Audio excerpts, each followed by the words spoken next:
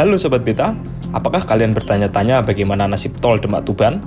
Pertanyaan ini menjadi sorotan setelah Presiden Prabowo Subianto meminta penghentian sementara proyek-proyek infrastruktur baru, termasuk pembangunan jalan tol. Keputusan ini menimbulkan ketidakpastian bagi proyek-proyek yang sudah direncanakan, seperti tol Demak-Tuban. Dalam salah satu pernyataannya, Presiden menegaskan bahwa fokus pemerintahan saat ini adalah pada swasembada pangan dan pengelolaan anggaran yang lebih efisien. Namun, di balik kebijakan ini, muncul pertanyaan besar. Apakah pemerintahan Presiden Prabowo akan melanjutkan tradisi pembangunan infrastruktur besar-besaran seperti era Presiden Joko Widodo, atau justru mengambil arah yang berbeda? Tentu kita tahu Presiden Jokowi berhasil mencatatkan sejarah dengan menambahkan panjang jalan tol Indonesia hingga 2103 km hanya dalam satu dekade. Lalu, bagaimana nasib tol Demak-Tuban, yang merupakan bagian dari rencana memperpanjang jaringan tol Trans Jawa? Jadi di video kali ini kita akan menelusuri apakah tol Demak-Tuban dihentikan, ditunda, atau bagaimana. Selamat menonton. Progres rencana pembangunan tol Demak-Tuban. Rencana pembangunan tol Demak-Tuban mencakup jalur sepanjang 247 km yang melintasi 5 kabupaten, yakni Demak, Kudus, Pati, Rembang, dan Tuban. Jalur ini dirancang untuk menghubungkan wilayah Pantura Timur, Jawa Tengah dan menjadi bagian dari jaringan tol Trans Jawa yang sudah mencapai Probolinggo, Jawa Timur. Tol ini akan dimulai dari Demak dan berakhir di Tuban, dengan ruas terpanjang berada di Kabupaten Tuban sepanjang 53,8 km, kemudian di Kabupaten Rembang sepanjang 48,1 km, lalu di Kabupaten Pati sepanjang 34,69 km, dan di Kabupaten Demak sepanjang 19,5 km, serta di Kabupaten Kudus sepanjang 15,8 km. Proyek ini belum memasuki tahap pembangunan. Hingga akhir tahun 2024, proses pembebasan lahan masih menjadi tantangan utama. Proyek ini direncanakan akan mulai dilelang pada awal tahun 2025 dengan target penyelesaian hingga tahun 2029. Selain itu, proyek ini diperkirakan memerlukan investasi sebesar 45,71 triliun. Jika dilanjutkan, tol Demak-Tuban akan memberikan dampak besar dalam mengurangi kemacetan di jalur Pantura dan mempercepat konektivitas di kawasan tersebut. Rencana trase pembangunan tol Demak-Tuban. Tol Demak-Tuban direncanakan akan melintasi puluhan desa dan sejumlah kecamatan di 5 kabupaten yang telah direncanakan. Di Kabupaten Demak, tol Demak-Tuban akan melintasi sejumlah kecamatan dan desa strategis, antara lain di Kecamatan Demak Kota akan melintasi Desa Sedo dan Desa Bolo. Kecamatan Gajah akan melintasi Desa Boyolali, Desa Gajah, dan Desa Sari. Kecamatan Karanganyar akan melintasi Desa Cangkring Rembang, Desa Karanganyar, Desa Ketanjung, Desa Ngemplik Wetan, Desa Undaan Lor, dan Desa Wonorejo. Kecamatan Wonosalam akan melintasi Desa Botorejo, Desa Kuncir, Desa Merana, Desa Mrisen, Desa Sidomulyo, dan Desa Trengguli. Sedangkan di Kabupaten Kudus, tol Demak-Tuban akan melintasi Desa Bulung Kulon, Bulung Cangkring, Sadang di Kecamatan Jekulo, Desa Jojo, Kesambi, Termulus di Kecamatan Mejobo, Desa Karangrowo, Ngemplak, Undaan Lor, dan Wates di Kecamatan Undaan. Di Kabupaten Pati, tol Demak-Tuban akan melintasi Kecamatan Sukolilo di Desa Wotan, Kecamatan Kayen di Desa Talun, Kecamatan Gabus di Desa Babalan, Banjarsari, Gebang, Gempolsari, Karaban, Korpandrio, Pantirejo, Penanggungan, Plumbungan, Soko, Sunggingwarno, Tanjang, Telogo Ayu, dan Wuwur. Kecamatan Pati Kota di Desa Gajah Mati, Kecamatan Jakenan di Desa Jakenan, Jatisari, Karangrejo Lor, Mantingan Tengah, dan Sidomulyo.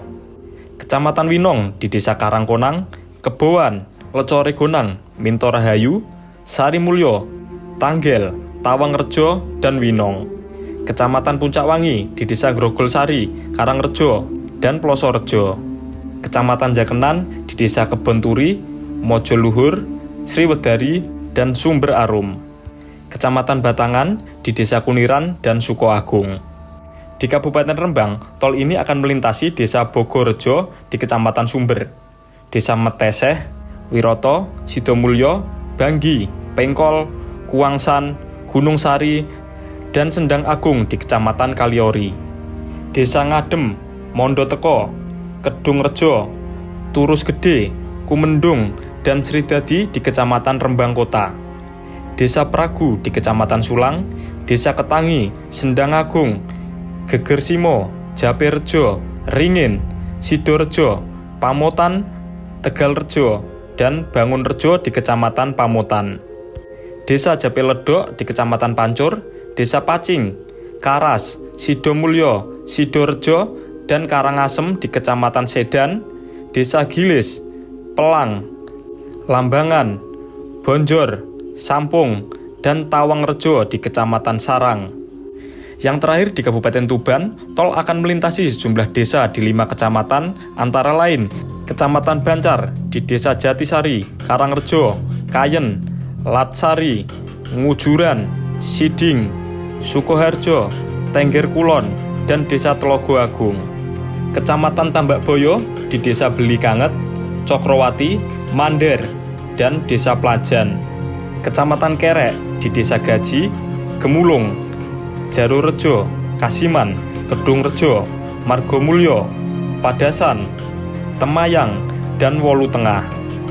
Kecamatan Merak Kurak di Desa Kapu, Pompongan, Tahulu, Tegalrejo, Temandang, Tuwiri Kulon, dan Tuwiri Wetan. Kecamatan Semanding di Desa Baktiharjo, Boto, Genaharjo, Penambangan, Perunggahan Kulon, dan Desa Sambungrejo.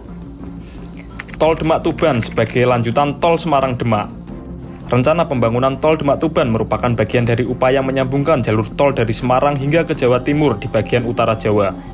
Sebelumnya, pemerintah telah membangun Tol Semarang Demak yang dibagi menjadi 2 seksi. Seksi 1 Kaligawe Sayung dan Seksi 2 Sayung Demak.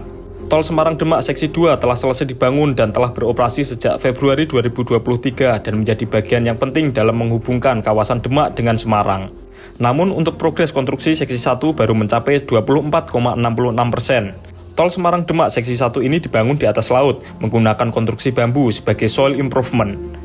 Selain difungsikan sebagai jalan tol, fungsi tambahan Tol Semarang Demak juga akan menjadi tanggul laut untuk mencegah banjir rob di kawasan Sayung dan Kaligawe. Selain dilengkapi rest area di tengah laut, tol ini juga dilengkapi kolam retensi yang berfungsi sebagai pengendali banjir. Jika dibandingkan dengan jalur tol Trans Jawa lainnya, seperti ruas Surabaya-Jakarta yang sudah beroperasi penuh sejak 2019, progres Tol Semarang Demak relatif tertinggal. Kondisi ini memberikan gambaran bahwa pengembangan jaringan tol di Pantura, Jawa Tengah masih memerlukan perhatian serius.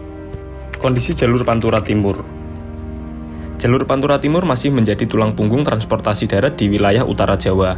Namun, kondisi jalan ini seringkali menghadapi tantangan berupa kerusakan jalan, kemacetan, dan banjir rob.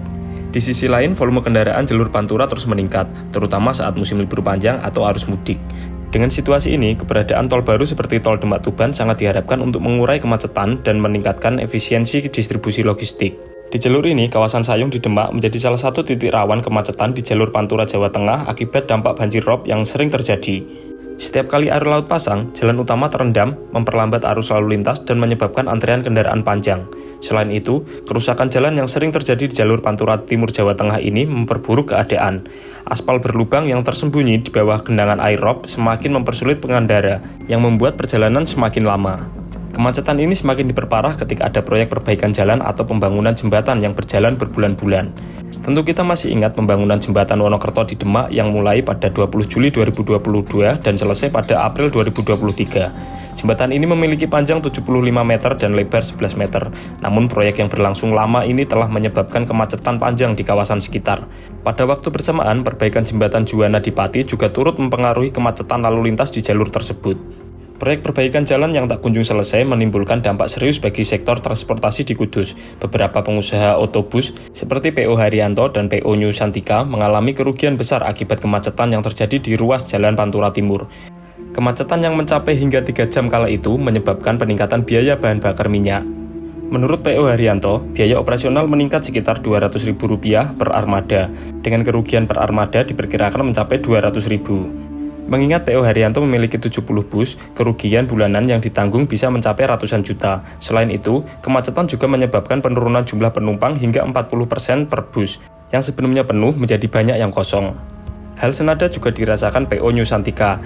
Manajer operasional PO New Santika mengungkapkan, kerugian akibat kemacetan di Jalan Pantura Demak, mereka harus menanggung kerugian sekitar Rp21.800.000 per hari.